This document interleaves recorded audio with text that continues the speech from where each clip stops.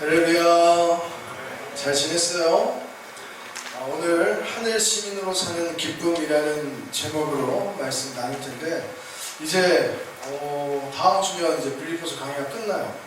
조금 더 하려고 했는데 이제 10월 달에 이제 교회 사역이 있어서 함께 발 맞추어서 설교가 진행이 되어야 돼가지고 아마 다음 주면 이제 빌립보서 강의가 끝나게 됩니다. 오래전에 전 유도 선수, 그리고 선수였고, 또 이제 지금은 이종격투기 선수로 잘 알려져 있는 추성훈 씨, 알죠? 네, 추성훈 씨의 다큐멘터리가 방영이 된 적이 있어요. 여러분들은 아마 모를 거예요.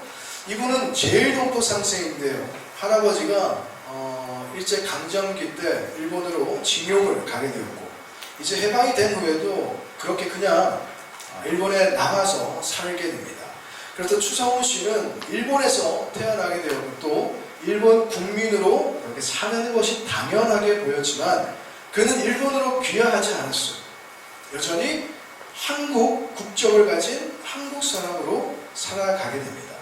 그에게 꿈이 있었는데요. 그것은 유도 선수로서 한국 국가대표가 되어서 이제 올림픽에 나가 금메달을 따는 것이었습니다. 실제로도요, 이 추성훈 씨는 어릴 때부터 이제 유도를 시작하게 되면서부터 굉장히 두각을 나타냈대요. 그래서 이제 기량이 한창 물오를 때쯤 되어가지고부터는 초등학교 때부터 그때부터는 이제 각종 대회를 석권하면서 일본에서 촉망받는 기대주요, 또 이제 성인이 된 후에는 한국으로 건너오게 됩니다. 그의 꿈이 뭐였다고요? 한국 국가대표였거든요. 그래서 한국으로 넘어와가지고 이제 부산시청의 유도 선수가 되어가지고 열심히 노력을 했는데 실력은 충분히 국가대표가 될 수 있는데 이 번번이 마지막 대표 선발전에서 심판들의 그 명확하지 않은 판정으로 국가대표가 되지 못했던 거예요. 실력 때문이 아니라 일본에서 왔다는 그 편견으로 비롯된 텃세가 문제였습니다. 우여곡절 끝에 한국 국가대표가 되어서 이제 아시안 게임에 나가게 되었어요. 자, 얼마나 고대하는 일이었겠어요, 그죠? 그래서 정말 피눈물 나게 연습해가지고 정말 헌신의 힘을 끌어모아가지고 이 아시안 게임에 나가가지고 어떻게 됐을까? 뭐 땄을까? 금메달을 땄어요. 네, 금메달을 땄어요. 근데 그게 마지막이에요. 그에게는 더 이상 기회가 주어지지 않았고요. 텃세로 비롯된 편파 판정이라는 이 불공정한 장벽은 그가 다시금 일본으로 건너가 일본인으로 귀화하게 되는 결정적인 원인이 됩니다. 2002년 이 부산 아시안 게임에서 이 추성훈 씨를 우리가 다시 보게 되는데요. 이제 일본 국기를 유도복에 달고 경기에 출전을 하게 되었던 겁니다. 이 결승전에서 다른 나라도 아니라 어느 나라 선수하고 붙게 됐을까? 그래요. 우리나라 선수와 이 결승전에서 추성훈 씨가 경기를 하게 됩니다. 그때 관중들이 이 조국을 버린 배신자 이러면서 진짜 야유를 쏟아부었어요. 제가 어떻게 잘 아냐면 그때 당시에 목사님이 이제 신학대가 아니라 이제 체육학과 대학생이었거든요. 그래가지고 그때 구덕체육관에 경기 진행 요원으로 발탁되어가지고 이렇게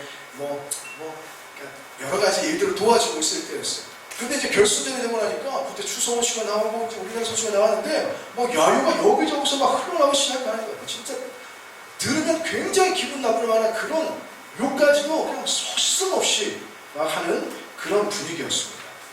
추성훈 씨는요, 이 아시안 게임에서 결국 한국 선수를 이기고 금메달을 따게 되었고요. 이제 시간이 흐르고 난 뒤에 격투기 선수로 전향해서 이 한국 측 대표로 경기에 참가하게 되었는데요. 이 인상적이었던 것이, 자, 여기 보시면 이 유도복이에요. 유도복 팔 양쪽에 뭐가 있어? 그래요. 목사님 그대로지? 오른쪽에 무슨 국기야? 태극기가 있죠. 왼쪽에는 뭐예요? 일본 국기가 있는 거예요. 굉장히 인상 깊었어요.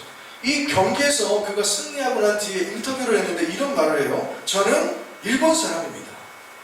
그러나 제 몸에는 한국인의 피가 흐르고 있습니다. 이러한 인터뷰 속에서 그의 정체성에 대한 이 갈등과 고민의 근본적인 원인이 모두 담겨져 있음을 우리가 알 수 있는 것이죠. 자, 설교를 시작하면서 목사님이 왜 추성훈 씨의 삶을 여러분들에게 이야기를 했을까요? 예수님을 믿는 모든 그리스도인들도요, 그 본질에서는 차이가 있지만 이 추성훈 씨와 같이 두 개의 국적 삶에서 늘 고민하면서 살아가고 있기 때문입니다. 오늘 보면 20절을 통해 바울이 이렇게 이야기하죠. 우리의 시민권은 어디에 있는지라? 하늘에 있는지라.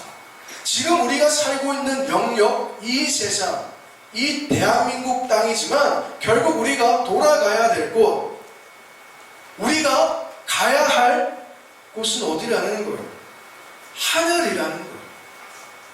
우리를 창조하시고 죄악으로 인하여 죽을 수밖에 없었던 그 불쌍하고 타락한 영혼을 위하여 자기의 아들까지 주셨던 그 하나님 아버지께서 계신 천국, 죽으시고 부활하시고 승천하셔서 저 하늘나라에 우리가 구할 처소로 예비해 놓으신 예수님이 계신 천국, 그곳이 우리가 가야 될 곳이라고 이야기를 한다는 겁니다.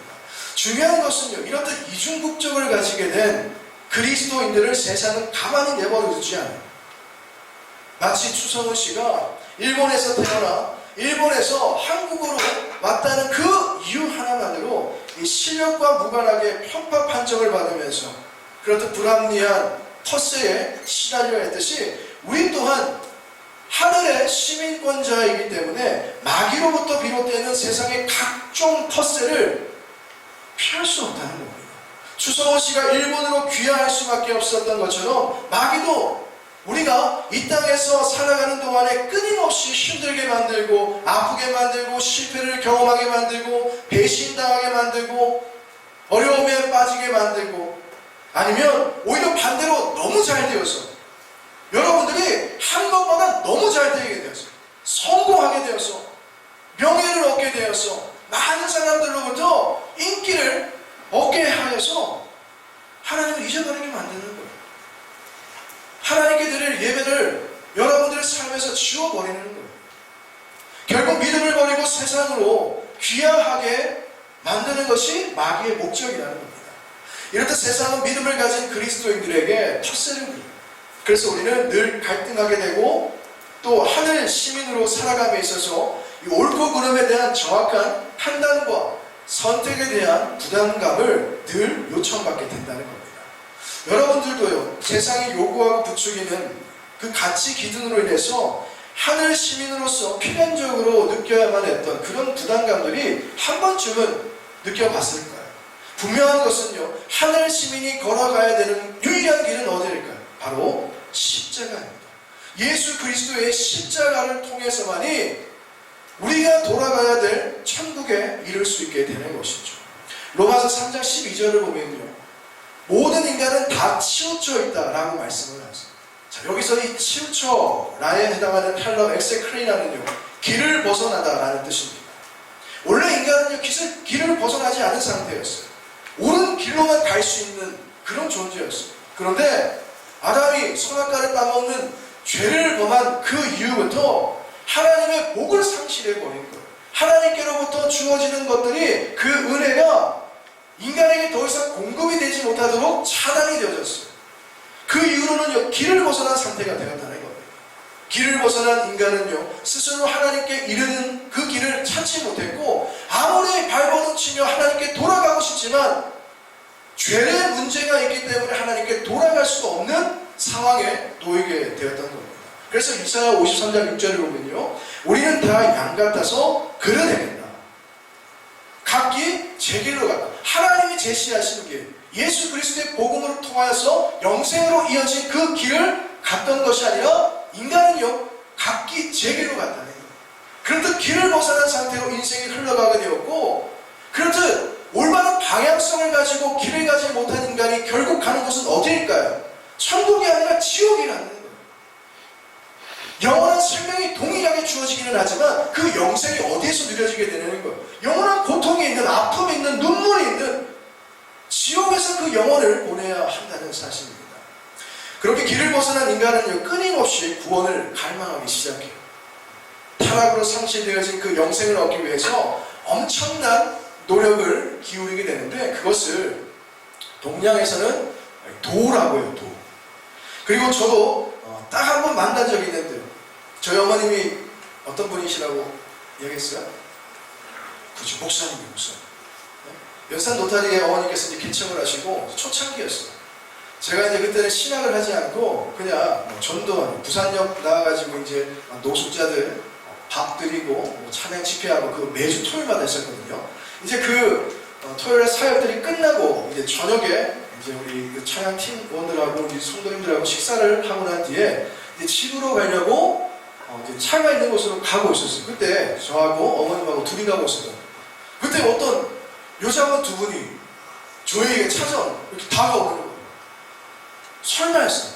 우리에게 온 거예요, 진짜. 야, 뭐라고 하는 줄 알아요? 도를 하십니까? 인상이 너무 좋으세요. 복받게 생기셨어요. 심지어 이뻤어요. 그래서 이분이, 이 여자분이 자기랑 같이 가서 이야기를 좀 더 나누지 않는 거예요. 목사님이 어떻게 했을까? 그때 목사님 여자친구 없었거든요. 그래가지고 혹하는 거예요. 가고 싶었어. 근데 내 옆에 누가 있어? 어머니 있잖아. 어머니가 뭐 하는 분이에요? 목사님이잖아. 와, 마음은 진짜 따라가고 싶은데 이야기를 좀 많이 나누고 싶은데 옆에 목사님이신 어머니가 있으니까 아무 말도 못하고 그 어머니는 그냥 신경 안 쓰시고 그냥 가버리시는 거예요. 여러분들 중에 이런 분들 만나본 적 있어요? 아, 진짜요? 길을 지나가다 보면 이런 도를 하십니까? 라고 묻는 분들이 있어요. 자, 그리고요, 이러한 구원을 갈망하고 또 영생을 얻기 위하여 노력했던 것을 서양에서는요, 철학이라고 합니다. 철학. 결과적으로 그 누구라도 찾으려고 했던 그 길을 찾을 수 있었을까요? 그 누구라도 발견할 수 있었을까요? 아닙니다. 모든 인간이 다 치우쳐 그를 행하면서 각기 제 길로 가기 때문에 인간 스스로는요, 아무리 노력해도 그 원하던 길을 도저히 찾아낼 수가 없게 되는 것이죠. 자, 이제 설명이 좀 어려울 수 있어요. 여러분들 좀 귀를 잘 열고, 네? 이것도 최대한 목사님이 쉽게 설명을 하려고 지금 했는데 하여튼 조금 어려울 수 있는데 잘 들어봐요. 인간이 찾으려고 하는 구원, 곧 길은 인간이 인식할 수 있는 이성의 한계 바깥의 존재예요. 자, 그래서 독일의 철학자 임마누엘 칸트는요, 그가 기록한 순수이성 비판이라는 논문을 통해서 이런 말을 합니다. 인간의 이성은 이성으로 인식할 수 있는 영역 밖의 것을 감지할 수 없다. 그래서 인간 이성의 절대성을 깨버렸던 거예요. 좀 어렵죠, 그죠? 자, 그래서 요한복음 14장 6절 앞으로 그렇죠? 여기 보니까 예수님께서 인간이 그토록 갈망하던 도, 그 길은 뭐라고 말씀하셨어요? 나야. 너희가 찾는 길이 나야. 너희가 찾는 도가 나라는 거예요. 내가 곧 길이요 진리요 생명이니 길이신 예수 그리스도를 통하지 않고서는 천국에 절대로 갈 수 없어. 너희들이 그렇게 찾고 원하는, 갈망하는 하나님께로 이르는 그 길을 너희들이 절대로 찾아낼 수 없는 거야. 그러나 나를 통해서 찾을 수 있어. 그걸 예수님께서 이야기하셨다니까요. 도이신 예수님, 길이신 예수님이 아니면 결단코 인간이 하나님을 찾을 수 없고 하나님께 갈 수 없다. 예수님께서 우리에게로 찾아오셔서 부패하고 타락한 그 마음속에 인간을 창조하실 때에 흙으로 지어진 그 사람에게 하나님께서 뭘 불어넣으셨어요? 생기, 성령, 하나님의 영을 불어넣으셔서 그때부터 살아있는 존재, 인간이 될 수 있는 사람, 생명이 되어졌던 것처럼 그렇게 예수님께서 우리의 마음에 찾아오셔서 새로운 영을 부어주실 때에 그때 비로소 인간은요, 이성으로 인식할 수 있는 것 밖의 것들을 인식하게 되는 거예요. 그것을 뭐라고 할까요? 그걸 믿음이라고 하는 거예요. 정리가 좀 돼요. 좀 어려울 수 있지만 그냥 넘어갈게요. 내가 믿음을 가지고 있는지 없는지를 여러분들이 확신할 수 있는 좋은 방법이 뭘까요? 그것은요, 성경에 기록된 하나님의 말씀이 믿어지느냐 안 믿어지느냐, 그것을 내가 받아들이고 있느냐 받아들이고 있지 않느냐, 그걸 통해서 여러분들이 알 수 있는 거예요. 고린도전서 2장 13절에 보면요, 길이신 예수님을 믿는 사람에게 누가 가르치신다고요? 성령께서 가르쳐 주십니다. 그래서 영적인 일은 영적으로 분별할 수 있도록 주신다는 거예요. 다시 말해서 이성의 한계 바깥에 존재할 법한 성경에 기록된 수많은 사건들, 그 수많은 사건들이 예수 그리스도의 은혜를 통하여서 성령 안에서 영적인 일들로 분별되며 그 초월적이고 신비한 사건들이 그냥 허구가 아니라 픽션이 아니라 소설이 아니라 진짜 실제 있던 일임을, 실제 사건임을 믿을 수 있도록 도와주신다는 거예요. 자, 여러분들, 동정녀가 사람을 잉태할 수 있어요? 출산할 수 있어요? 동정녀가 뭐예요? 처녀잖아. 남자와 여자의 관계가 없이 처녀가 출산을 할 수 있어요? 불가능합니다. 사람이 죽었다가 살아날 수 있어요? 여러분들 그런 사람 봤어요? 그게 뭐 과학적으로 증명이 되는 일인가요? 전혀 불가능한 일이죠. 사람이 머리를 걸어갈 수 있어요? 근데 누가 걸어왔어? 뭐 물론 예수님은 그렇다 쳐. 근데 또 누가 걸어왔어요? 베드로도 걸어왔잖아. 예전에 굉장히 재밌는 일이 있었어요. 목사님이 이제 중학교 때 이건 너무 신기하고 막 재밌는 일 아직까지 기억나요. 우리 그때 수련을 했거든요. 그때 우리 아이들하고 돈이 많이 없으니까 지금처럼 워터파크도 많이 없었고, 그래가지고 광안리 바닷가에 갔어요. 광안리 바닷가 가지고 재미있는 내기를 했어요. 우리 중에 그 누구라도 바다 위를 걷는 사람에게 지금 가지고 있는 돈을 몰빵해 주자. 와, 그 내기를 시작했던 거예요. 우리는 믿음을 가지고 있잖아. 누구처럼? 베드로 같이. 베드로처럼 우리도 무리를 걸을 수 있을 것이다 해가지고 막 뛰어갔는데 거는 사람 있었을까 없을까? 목사님은 걸었다고 믿고 있습니다. 아직까지. 스스로는 그렇게 믿고 있습니다. 내 밑에 물이 있었다라고 생각하고 있는데, 근데 불가능한 거예요. 이런 일은 있을 수가 없어.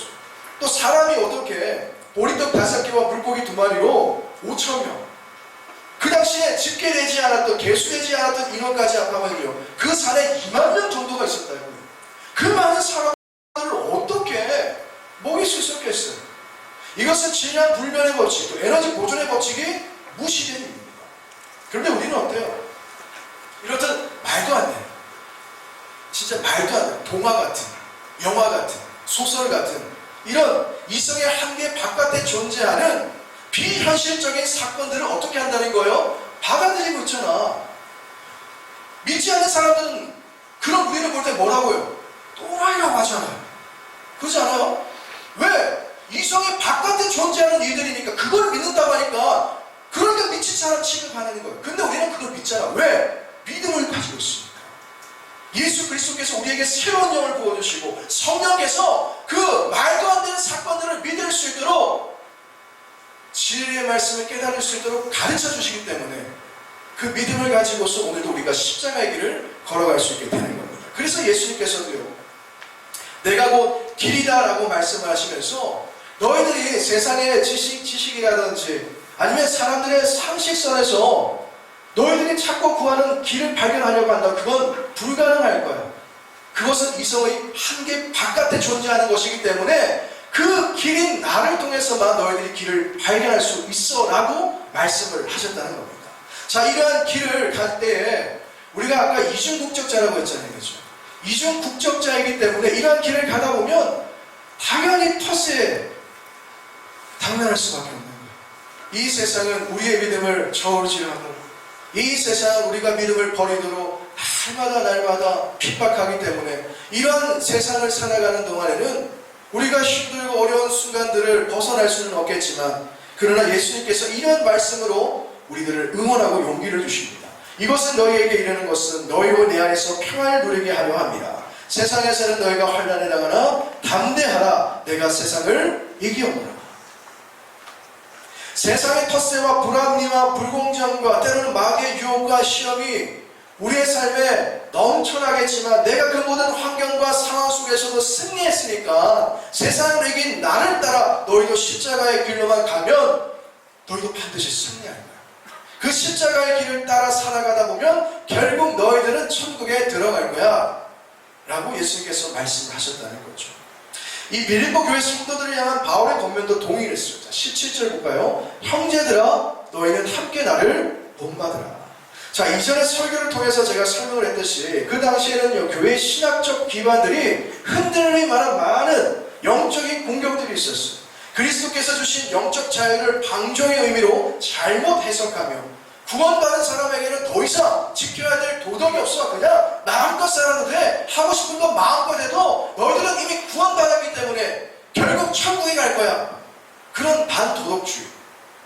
물질은 악하고 정신은 선하기 때문에 구원에 이르기 위해서는 예수만 믿어서는 안 돼. 특별한 지식을 너희들이 가져야 돼. 그것을 믿어야 되라고 이야기를 했었던 캐리티아니즘 또는 나스티즘으로 열리는 영지주의가 있어요.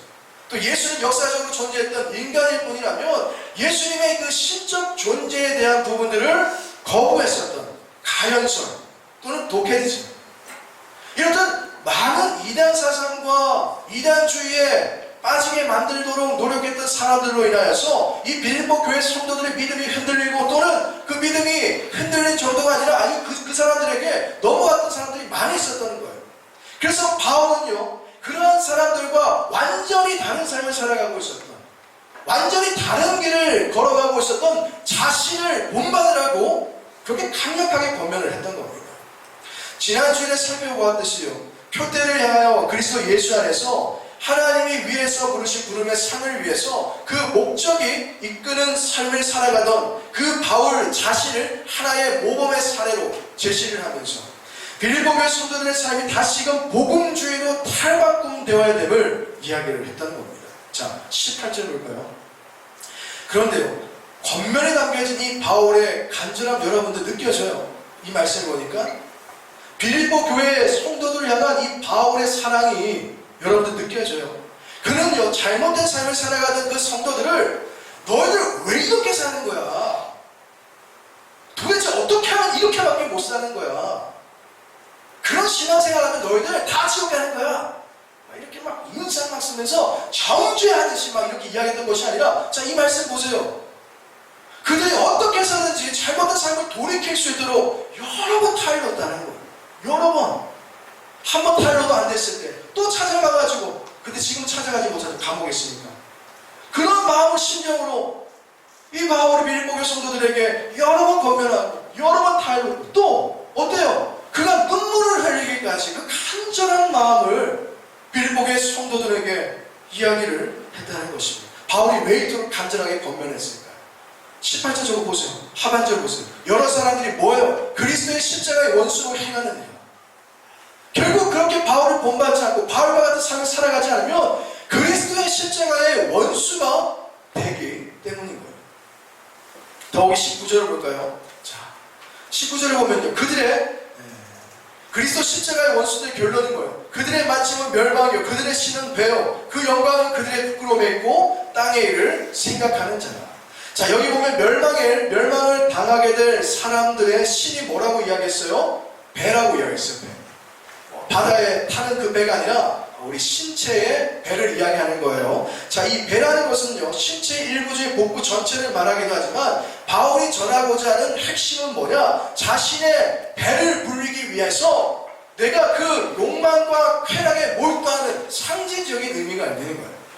내 배를 불리기 위하여 하나님이 아니라 그 당시에 많은 사람들이 요구했었던 많은 이상 사상에 빠지고 이기주의에 그 도덕적 방종에 빠져있는 그런 삶을 추구하는 것 자체가 내 삶의 신이 될 수 있다는 거예요. 하나님의 자리에 올려져 있는 신이 되어서 그래도 결국 멸망을 당할 그런 순간이 찾아오게 된다는 겁니다. 그러므로 여러분들이 이루고자 하는 모든 것들에 대한 목적을 분명하게 해야 돼요. 여러분들이 목적하는 모든 일들은 결국 그리스도 예수 안에서 하나님이 위에서 부르신 부름의 상을 위하여 달려가야 될 줄로 믿습니다. 그 일들을 통해 하나님의 영광을 돌려야 되는데 여러분들이 그러한 삶을 반드시 살아가야 되는 이유가 뭐예요? 다른 게 없어요. 한 가지는 다 한 가지. 여러분들이 하늘 시민이기 때문입니다. 하늘 시민으로 살아야 하기 때문에 하나님의 영광을 위한 그 목적이 이끄는 대로 살아가야 되는 것입니다. 이런 하늘 시민으로 살다 보면요, 예수님과 같이 또 바울과 같이 이 땅에서 하늘 시민으로 살아가는 수많은 믿음의 조상들과 같이 어려울 수도 있어요. 잘 될 거예요. 잘 될 거예요. 여러분들 형통해질 거예요. 성공할 거예요. 우리 고3들 원하는 대학에 다 진학될 줄 믿습니다. 아멘. 좀 크게 해볼까? 진학될 줄 믿습니다. 네, 하나님께서 인도해 주실 거예요. 시온의 대로를 열어주셔서 여러분들의 삶을 좋은 길로 인도해 주실 거예요. 그런데 하나님의 마음은 그런데 세상이 여러분들을 가만 놔두지 않는다니까.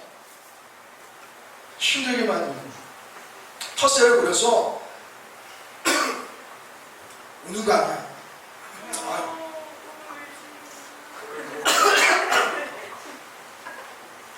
설교를 끝내라고 하는 계신 줄 알고 세상이 여러분들에게 텃세를 부려서 하늘 시민으로 살아가지 못하도록 계속해서 방해할 거예요. 그럼에도 불구하고 여러분들 믿음을 포기하지 말고 세상을 이기신 예수님을 붙잡고서 여러분들이 가지고 있는 그 믿음 안에서 날마다의 특별히 일평생 가운데 그렇게 하늘 시민의 삶을 날마다 누려가시길 예수님의 이름으로 간절히 축원합니다. 기도드리겠습니다. 하나님 아버지, 세상을 향해 구원을 갈망하며 보이지 않는 그 길을 찾아가던 어리석은 인생이었으나 우리의 삶 가운데 찾아오셔서 구원의 길을 보여주시고 또한 생명의 말씀을 통하여 진리의 말씀을 통하여 예수님을 믿는 믿음을 가지게 해주셨습니다. 그와 같은 믿음을 통하여 하늘 시민 되게 해주셨사오니 세상이 우리의 믿음을 빼앗고자 그 어떠한 핍박과 어려움과 방해를 한다 하더라도 어떠한 공격 속에서도 우리에게 주신 귀한 믿음 포기하지 않고 하나님의 영광을 위한 그 목적이 이끄는 삶을 끝까지 살아갈 수 있게 하여 주시옵소서. 이번 한 주간도 이러한 믿음 가지고서 승리하기를 원합니다. 우리 모든 학생들 간절히 간구하고 기도하는 것들마다 응답하여 주시고 손의 수고와 또 모든 하는 학업 가운데 30배, 60배, 100배의 풍성한 결실을 맺어서 하나님께 존귀하게 쓰임받는 믿음의 종들로 자라날 수 있게 하여 주시옵소서. 지금은 우리 구주 예수 그리스도의 은혜와 하나님 아버지의 극진하신 사랑하심과 보혜사 성령님의 강화 감동 내주교통 충만함의 역사가 하늘 시민으로 일평생 살아가기를 소원하고 결단하는 사랑하는 모든 중고등 학생들을 위해 이들을 가르치고 양육하는 모든 교사들 위해 중고등 사역 위에 함께 하시기를 간절히 축원하옵나이다. 아멘.